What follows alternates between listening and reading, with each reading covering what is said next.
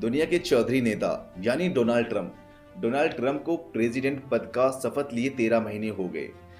I, Donald John Trump, do solemnly swear that I will faithfully execute the इस दौरान 7 देशों पर सैन्य हमले किए।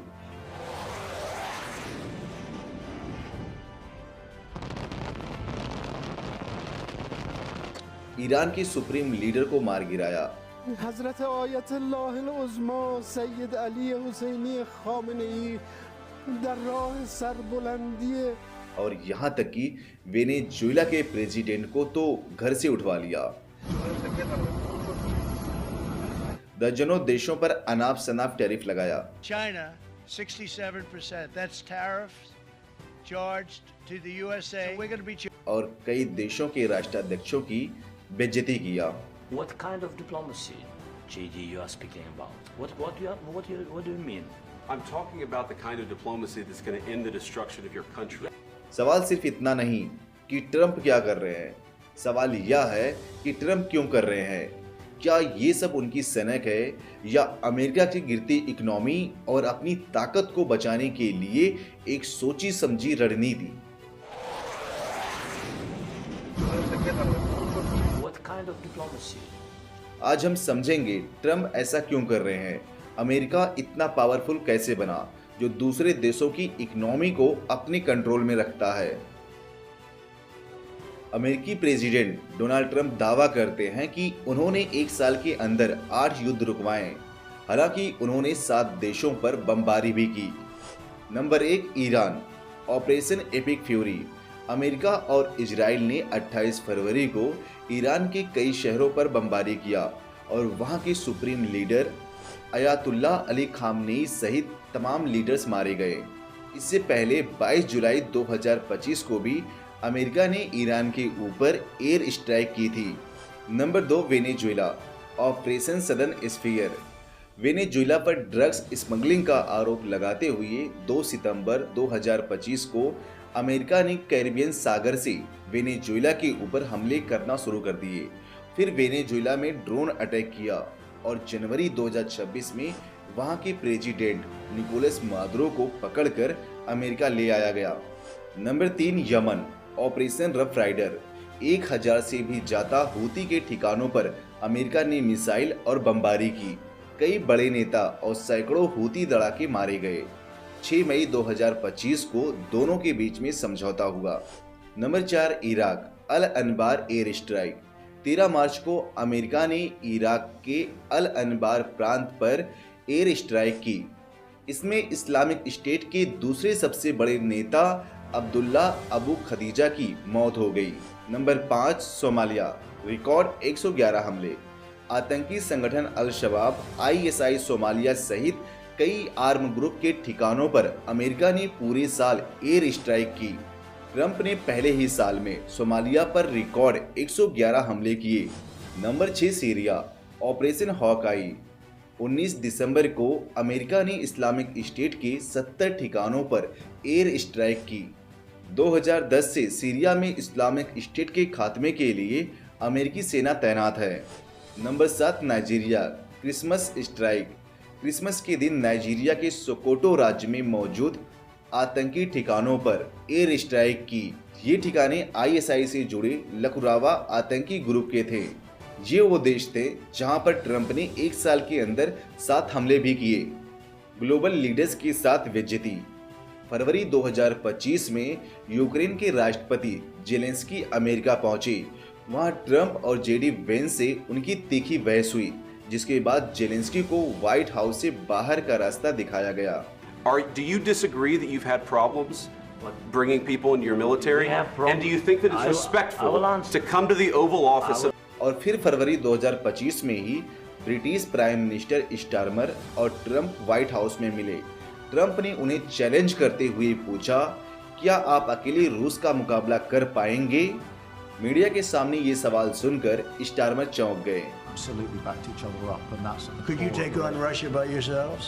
Well. फिर मई 2025 में साउथ अफ्रीका के राष्ट्रपति रामफोसा के साथ भी व्हाइट हाउस में मीडिया के सामने तीखी नोकझोंक हुई। ट्रंप ने कुछ फोटो दिखाते हुए आरोप लगाया कि कि साउथ अफ्रीका में गोरे किसानों का नरसंहार किया जा रहा है। रामाफोसा ने इस बात को गलत बताया। Those people were all killed. Have they told you where that is, Mr. President? No, I'd like to. Trump ने फ्रेंच प्रेसिडेंट इमैनुअल मैक्रोन और प्रधानमंत्री नरेंद्र मोदी की नकल भी की। इससे पहले ट्रंप ने कनाडा के पूर्व पीएम जस्टिन ट्रूडो को गवर्नर ट्रूडो भी कह चुके हैं। डिपोर्टेशन, टैरिफ और अलायंस ब्रेक। 20 जनवरी 2025 को ट्रंप शपथ लेते ही सामूहिक डिपोर्टेशन ऑपरेशन शुरू किया। सिक्योरिटी और इमिग्रेशन एजेंसियों को आदेश दिया कि अवैध आप्रवासियों को वापस उनके देश भेजे। जनवरी-फरवरी 2025 में लाखों अवैध आप्रवासियों को मुजरिमों की तरह हथकड़ी पहनाकर C-17 ग्लोब मास्टर जैसे मिलिट्री एयरक्राफ्ट से उनके देश वापस डिपोर्ट किया गया। इसमें भारतीय भी शामिल थे। Dozens of young Indians got deported from America with wrists cuffed, ankles in chains and dignity stripped for 25 hours without access to. 2 अप्रैल 2025 को ट्रंप ने रेसिप्रोकल टैरिफ लगा दिया। तब से वो इसे हथियार की तरह इस्तेमाल कर रहे हैं। जुलाई में भारत पर 25% एक्स्ट्रा टैरिफ लगा दिया। वजह थी रूस से तेल खरीदना और ईरान से व्यापार करने वाले देशों पर 25% एक्स्ट्रा टैरिफ लगा दिया। दिसंबर 2025 में ट्रंप ने कहा, टैरिफ मेरा फेवरेट इंग्लिश का वर्ड है। इसकी मदद से मैंने 10 महीने में दुनिया भर में 8 युद्धों को रोका है। फरवरी 2026 में अमेरिकी सुप्रीम कोर्ट ने ट्रंप के ज्यादातर टैरिफ को असंवैधानिक बताते हुए रद्द कर दिया, तो उन्होंने दूसरे कानून का सहारा लेते हुए 15% ग्लोबल टैरिफ लगा दिया।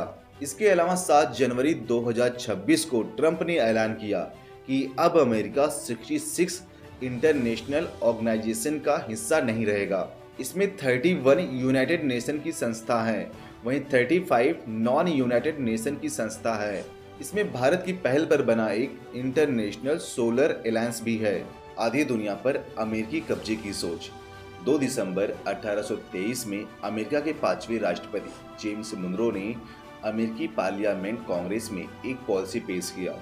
नाम था जेम्स मुनरो, जिसके मुताबिक पूरी दुनिया 2 भागों में बटी हुई है। एक पुरानी दुनिया यानी यूरोप और दूसरी नई दुनिया यानी अमेरिका। दोनों का पॉलिटिकल सिस्टम अलग है, उन्हें एक दूसरे से अलग रहना चाहिए।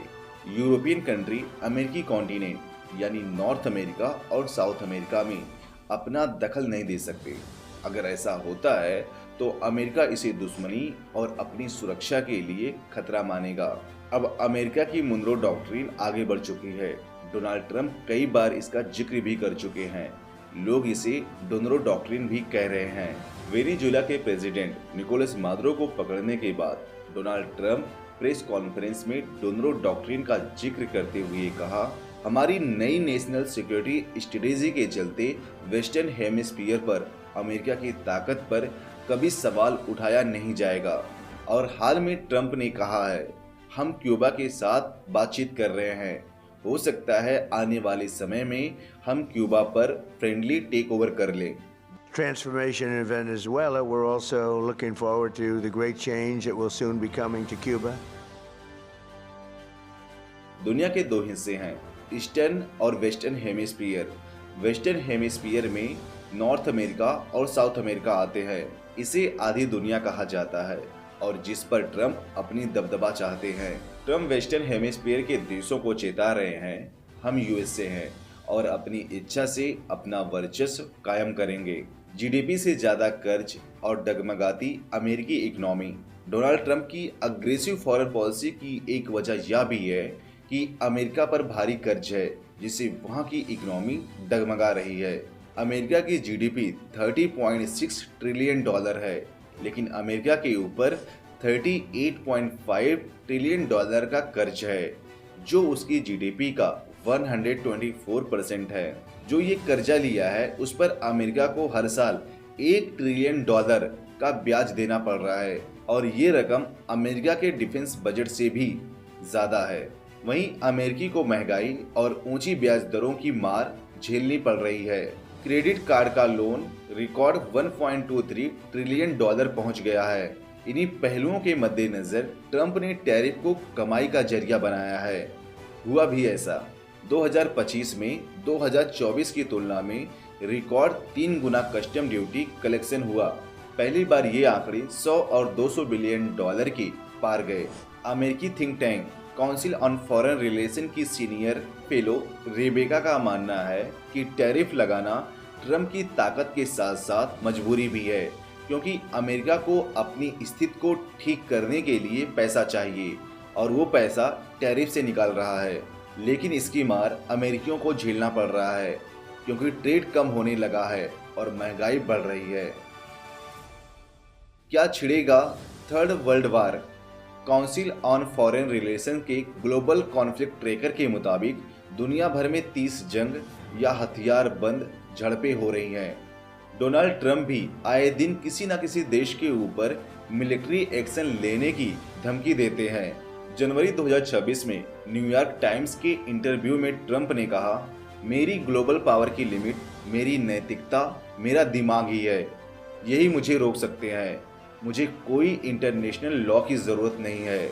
इनका पालन मैं करता हूँ, लेकिन ये आपकी परिभाषा पर निर्भर नहीं करता। इनका फैसला मैं करूँगा। ऐसे में सवाल उठता है कि क्या 2026 में तीसरा विश्व युद्ध हो सकता है? तो इसका जवाब है नहीं। अमेरिकी थिंक टैंक केटो इंस्टीट्यूट में अमेरिकी foreign policy expert John Huffman का मानना है, ट्रंप 2 भावनाओं के बीच फंसे हुए हैं। पहला, वो किसी भी जटिल प्रॉब्लम में ना उलझे, और दूसरा, अमेरिका के वर्चस्व को बनाए रखना। ऐसे में वो कोई गड़बड़ी नहीं करना चाहेंगे और जंग तो बिल्कुल भी नहीं। लेकिन अभी जो हालात बने हुए हैं ईरान के साथ में, उससे तो लग सकता है कि आने वाले समय में कुछ बड़ा हो सकता है। अब सवाल ये है कि क्या ट्रंप को कोई रोकेगा?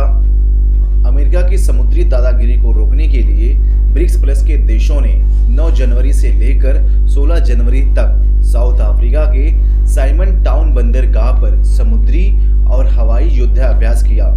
विल फॉर पीस 2026 नाम की इस एक्सरसाइज में चाइना, रशिया, साउथ अफ्रीका जैसे देशों ने हिस्सा लिया। हालांकि भारत और ब्राजील शामिल नहीं हुए। रशिया अभी यूक्रेन जंग में व्यस्त है। गोला बारूद के साथ उसे अपने लोग गंवाने पड़ रहे हैं। इकोनॉमी का बहुत बुरा हाल है। ऐसे में वो अमेरिका जैसे देश का खुलकर टक्कर नहीं लेगा। वहीं चाइना हर मौके पर सिर्फ अपना हित साधेगा। 2025 में चाइना का ट्रेड 1.2 ट्रिलियन डॉलर सरप्लस में रहा। ऐसे में चाइना का पूरा फोकस अपनी इकोनॉमी और सिक्योरिटी को मजबूत करना होगा। सीनियर जर्नलिस्ट और फॉरेन पॉलिसी एक्सपर्ट साइमन टिस्डॉल मानते हैं कि ट्रंप खुद के सबसे बड़े दुश्मन है। वो अहंकार में डूबकर खुद को ही नष्ट कर लेंगे। वक्त आने पर अमेरिकी लोग उन्हें कमजोर करेंगे और डेमोक्रेटिक तरीके से सत्ता से हटा देंगे। अब आपके दिमाग में एक सवाल होगा कि क्या अमेरिका पहले से ही सुपर पावर था? तो इसका जवाब है बिल्कुल नहीं। अमेरिका से पहले ब्रिटिश एम्पायर और उससे पहले स्पेनिश एम्पायर था। 15वीं शताब्दी के आखिरी में स्पेन दुनिया के सबसे शक्तिशाली साम्राज्यों में शुमार हो चुका था। उसकी सबसे बड़ी ताकत थी स्पेनिश आर्माडा, यानी स्पेन की नौसेना। स्पेनिश राजा फर्डिनेंड ने भारत को खोजने के लिए क्रिस्टोफर कोलंबस को भेजा, लेकिन 1492 में कोलंबस ने भारत की बजाय अमेरिका को खोजा और इसी घटना से स्पेन के सुपर पावर बनने की शुरुआत हुई। इसके बाद मैक्सिको, पेरू और साउथ अफ्रीका के बड़े हिस्से पर स्पेन अपना कब्जा कर लिया। यहाँ मिली सोने चांदी की खदानें, मुफ्त के गुलाम और अथाह धन। अतः सोने की वजह से महंगाई इतनी ज्यादा बढ़ गई कि कारखाना लगाना तो दूर की बात हो गई। हर चीज बाहर से आने लगी और स्पेन की इकोनॉमी कोलैप्स कर गई। धीरे धीरे कर्ज बढ़ने लगा और एक समय ऐसा आया कि स्पेन अपनी जीडीपी का 60% से ज्यादा कर्ज हो गया। फिर 1556 में स्पेन की गद्दी पर किंग फिलिप द्वितीय बैठे। 42 साल के शासनकाल में एक भी साल ऐसा नहीं गया जिस साल उन्होंने जंग ना लड़ी हो। वो युद्ध के जरिए साम्राज्य का विस्तार और अपनी सोच को थोपना चाहते थे। फिलिप के रहते Netherland, Ottoman Empire, England, France और पुर्तगाल जैसे देशों के साथ जंग लड़ी। ये जंग इतनी ज्यादा महंगी थी कि स्पेन की हालत खराब हो गई। धीरे धीरे उसका ताकत, रुतबा, धन सब कुछ फीका पड़ गया और बतौर सुपर पावर उसका पतन हो गया। स्पेन के बाद धीरे धीरे ब्रिटेन का उभार हुआ। उसने स्पेन की गलती को नहीं दोहराई। 18वीं शताब्दी के अंत में ब्रिटेन ने सोने चांदी की जगह मैन्युफैक्चरिंग को अपनी शक्ति बनाया और इंडस्ट्रियल रिवॉल्यूशन लाया। भारत, नाइजीरिया, घाना, न्यूजीलैंड और ऑस्ट्रेलिया जैसे कॉलोनियों से ब्रिटेन कच्चा माल और धन जुटाया, फिर उससे प्रोडक्ट तैयार किया और उसे विदेशी बाजारों में बेचा। 20वीं शताब्दी के शुरुआत में ब्रिटेन का साम्राज्य दुनिया का 24% जमीन और 23% आबादी पर हो चुका था। ब्रिटेन सुपर पावर बन चुका था। फिर दौर शुरू हुआ विश्व युद्धों का। 1914 से लेकर 1918 तक पहले विश्व युद्ध, 1939 से लेकर 1945 तक दूसरा विश्व युद्ध। इन दोनों युद्धों ने ब्रिटेन को दुनिया के साहूकार से कर्जदार बना दिया। 1945 तक ब्रिटेन का कर्ज उसकी जीडीपी का 2.5 गुना हो चुका था। ब्रिटेन की इकोनॉमी डूबने लगी थी। उसके कब्जे वाले इलाकों में विद्रोह इतना चरम पर पहुंच गया। ऐसे में ब्रिटेन को Bharat, Myanmar, Sri Lanka, Malaysia, Hong Kong और घाना जैसे देशों को छोड़ना पड़ा। फिर 1956 में इजिप्ट के president Gamal Abdel Nasser Suez नहर का राष्ट्रीयकरण कर दिया। ब्रिटेन के पीएम एंथनी एडन ने इसे नाक का सवाल बना दिया और ब्रिटेन ने इजिप्ट के ऊपर हमला कर दिया। इससे अमेरिकी प्रेसिडेंट आइजनहावर नाराज हो गए और ब्रिटेन को धमकी दी कि वह ब्रिटिश के पाउंड के अपने रिजर्व को बाजार में बेच देते, जिससे ब्रिटिश करेंसी की कौड़ियों की भाव हो जाती। अमेरिका का ऐसा रुख देखकर ब्रिटेन पीछे हट गया और यहीं से ब्रिटेन सुपर पावर नहीं रहा। दुनिया समझ गई कि अब सुपर पावर अमेरिका बनने वाला है। अमेरिका ने उपनिवेश नहीं बनाए, उसने डॉलर का इस्तेमाल किया और ऐसी व्यवस्था बनाई कि दुनिया के देश अंतर्राष्ट्रीय बाजार में डॉलर का इस्तेमाल करेंगे। इसी के बूते अमेरिका सुपर पावर बना।